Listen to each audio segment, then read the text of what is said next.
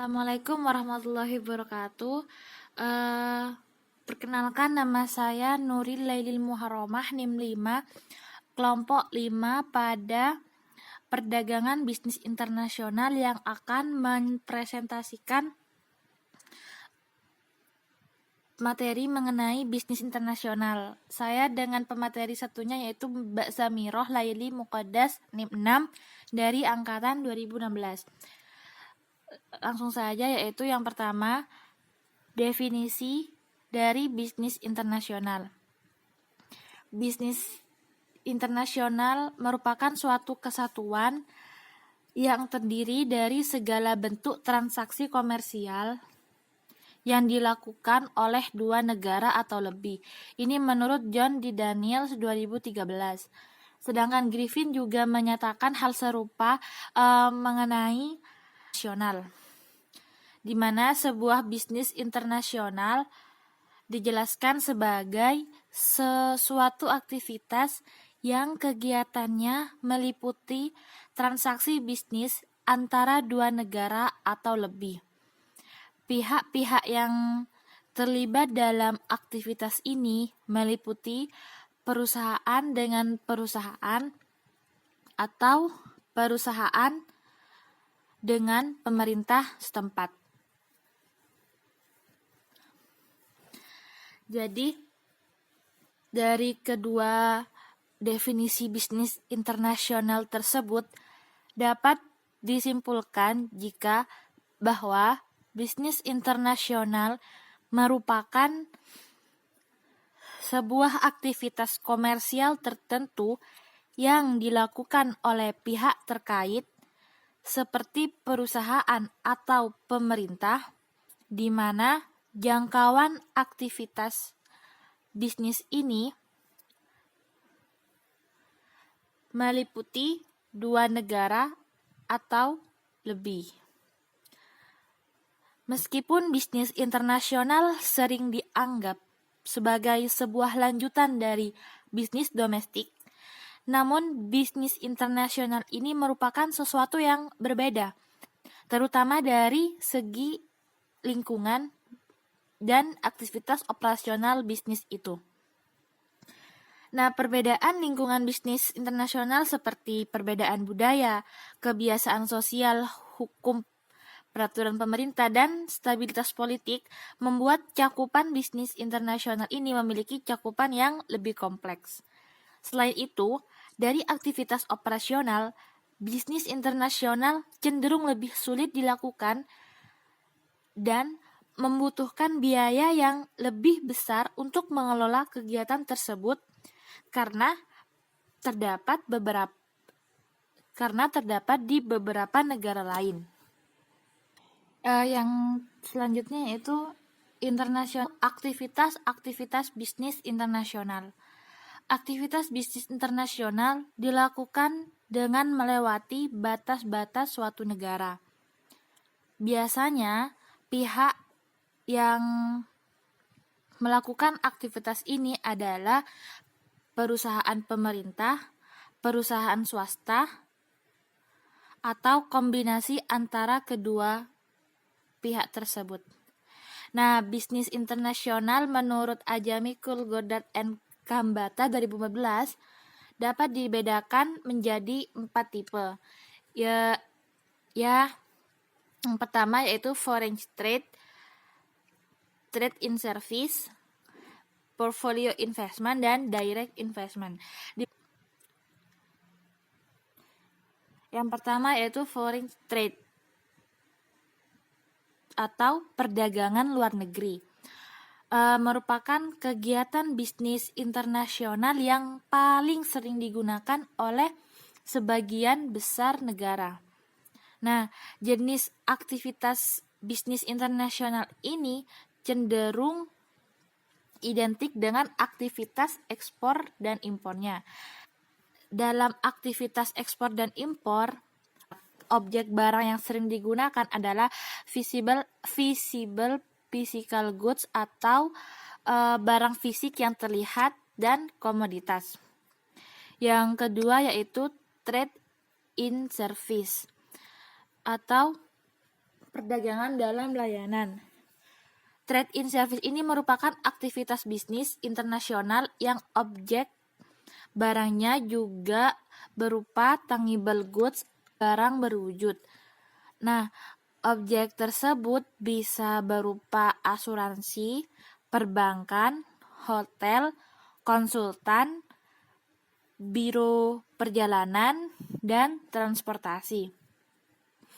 Yang ketiga yaitu portfolio investment, merupakan kegiatan bisnis internasional dalam bentuk investasi keuangan di negara lain. Yang terakhir yaitu direct investment atau investasi langsung.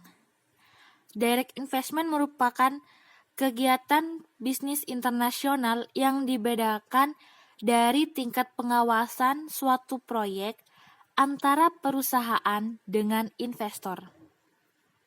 Nah, biasanya tingkat pengawasannya dapat bervariasi, mulai dari tingkat pengawasan yang penuh dan sebagian. Kegiatan bisnis internasional yang dilakukan oleh perusahaan swasta biasanya bertujuan untuk mendapatkan laba atau keuntungan. Sedangkan untuk perusahaan pemerintah tidak terlalu mementingkan laba atau keuntungan. Yaitu perusahaan yang memasuki bisnis internasional pada umumnya melibatkan diri secara bertahap dari tahap yang paling sederhana yang memiliki risiko kecil sampai tahap yang paling kompleks dan mengandung risiko bisnis yang sangat tinggi. Pertama yaitu incidence at export. Maksudnya suatu perusahaan yang dimulai dari suatu keterlibatan yang paling awal, yaitu dengan melakukan ekspor insidentil. Nah, ini terjadi pada saat adanya kedatangan orang asing di negara kita, kemudian orang asing itu membeli barang-barang dan kemudian mengirimkannya atau menjualnya ke negara asing. Yang kedua yaitu aktif ekspor, menjalin hubungan bisnis yang rutin dan kontinu sehingga transaksi semakin aktif. Nah, keaktifan hubungan transaksi suatu bisnis ditandai dengan semakin berkembangnya jumlah maupun jenis komoditi dari perdagangan internasional tersebut. Aktif di perusahaan negara sendiri mulai aktif melaksanakan manajemen atas transaksi. Jadi tidak seperti tahap awal di mana pengusaha bertindak pasif yang disebut tahap pembelian atau purchasing. Yang selanjutnya itu licensing. Penjualan lisensi adalah hanya lisensinya, sehingga suatu negara penerima dapat melakukan manajemen yang cukup luas terhadap pemasaran maupun dari proses produksinya, ataupun termasuk bahan baku dan peralatannya. Untuk pemakaian lisensi tersebut, perusahaan dan negara penerima harus membayar fee atau lisensi kepada perusahaan asing tersebut.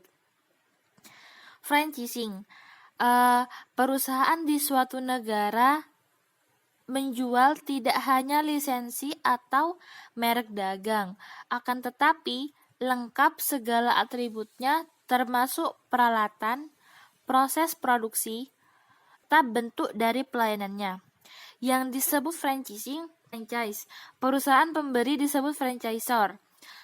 Jenis usahanya misalnya makanan, restoran, supermarket, fitness center. Nah, yang keempat, aktif marketing. Pemasaran di luar negeri ini akan memerlukan intensitas manajemen serta keterlibatan yang lebih tinggi karena perusahaan pendatang haruslah secara aktif dan mandiri untuk melakukan manajemen pemasaran bagi produknya itu di negeri asing. Tahap yang terakhir adalah tahap yang paling intensif dalam melibatkan diri pada bisnis internasional, yaitu produksi dan pemasaran di luar negeri. Dalam tahap ini, perusahaan asing datang dan mendirikan perusahaan di negara asing itu lengkap dengan segala modalnya, lalu melakukan proses produksi di negara itu dan menjual hasil produksinya di negara penerima tersebut. Bentuk selanjutnya yaitu globalization and international business, yaitu globalisasi dan bisnis internasional. John D. Daniel mendefinisikan globalisasi sebagai suatu proses memperdalam dan memperluas hubungan dan saling ketergantungan antara negara-negara yang berlangsung secara terus-menerus. Sedangkan bisnis internasional merupakan mekanisme untuk mewujudkan globalisasi tersebut. Nah, ada 5 alasan menurut John Daniel mengapa mempelajari bisnis internasional itu penting dan perlu.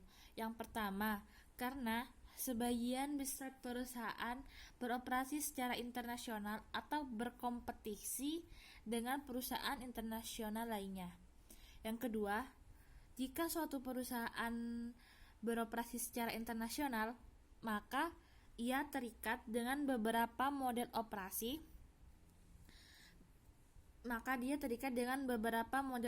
bisnis yang akan berbeda dengan operasi bisnis di wilayah domestik. Yang ketiga, setiap negara memiliki cara berbeda untuk menerapkan mekanisme terbaik bagi negara mereka. Yang keempat, mempelajari bisnis internasional dan segala aspek yang menyertainya untuk menentukan karir mana yang terbaik. Yang kelima, dengan memahami bisnis internasional, kita tahu dari kebijakan pemerintah yang perlu didukung dan ditolak. Globalisasi memiliki beberapa komponen, termasuk di dalam globalisasi pasar dan globalisasi produksi. Yang pertama, market globalization atau globalisasi pasar. Globalisasi pasar mengacu pada penggabungan budaya yang berbeda dan perdagangan nasional yang berbeda menjadi satu pasar global. Dengan pasar global tersebut, hambatan berupa batasan-batasan perdagangan dibuat menjadi lebih mudah dalam perdagangan internasional. Di dalam pasar global, banyak hal yang terjadi mengenai pertentangan dan dari beberapa kompetitor di dalam negara saat negara tersebut memasuki era pasar global. Nah, beberapa hal yang ditemui dalam globalization of market, yang pertama yaitu perbedaan negara, yang kedua rentang permasalahan yang semakin kompleks, yang ketiga intervensi pemerintah dalam perdagangan dan investasi, dan yang terakhir yaitu perbedaan mata uang. Nah, yang kedua yaitu produk globalization atau globalisasi produksi, di mana globalisasi produksi mengacu kepada lokasi sumber daya yang ada di dunia untuk mendapatkan value atau nilai tambah yang berbeda dari constant quality dari faktor-faktor produksi. Faktor-faktor produksi tersebut antara lain tenaga kerja, energi, tanah, dan modal. Dengan melakukan hal tersebut, perusahaan berharap mendapatkan struktur biaya yang rendah dan kualitas dari produksi yang baik, guna meningkatkan kompetensi yang lebih efektif. Nah, mungkin itu saja yang dapat saya sampaikan. Selanjutnya akan dilanjutkan oleh pemateri yang kedua, yaitu Mbak Samiratul Laili. Kurang lebihnya saya mohon maaf. Wassalamualaikum warahmatullahi wabarakatuh.